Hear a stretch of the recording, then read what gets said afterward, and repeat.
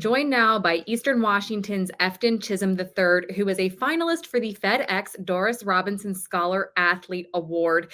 Efton, this award is presented to a student athlete in FCS college football who excels on the playing field, in the classroom, and across the community. What does it mean to be a finalist for the Big Sky Conference for this award? Yeah, thank you for having me, first of all. But it means a lot just to know that you're not just seen as a football player; you're seen as a kind of a human being, and you're trying to make a bigger impact off the field. So I think it's awesome just to kind of get recognized and to have my name on that list. Of course, community service is a criteria for this award. What are some of the community service projects or organizations you've been involved in across Cheney?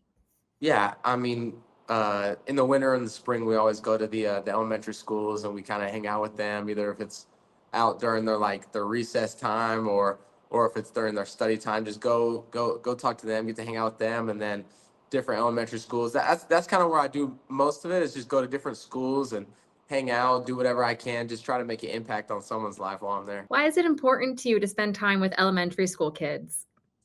I think it's just those kids think we're superheroes, or they think that we're special human beings. So I want to just do everything I can to give them a little extra push on whatever it is if they're struggling on something. Just give them a little bit of motivation to be like, man, I can be like one of these guys one of these days. So just trying to do as much as I can.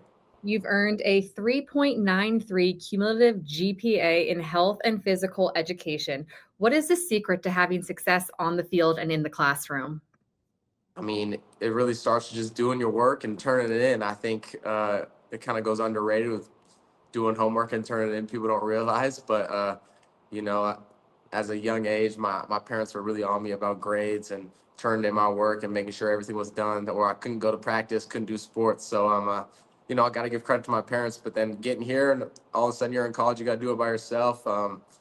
I still had my parents' voices in the back of my mind, just making sure I had good grades. So I just kept the foot on the pedal and just kept turning in my work and trying to do the best I could.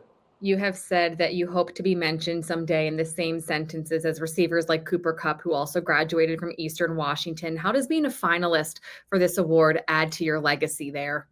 It does a little bit. It does a lot, actually. I'm not taking it for granted. I think it's an awesome award. I'm very blessed and honored that I'm in the finalists for it, and hopefully that people will see that, and that legacy and what I'm trying to do here will mean a little more after this.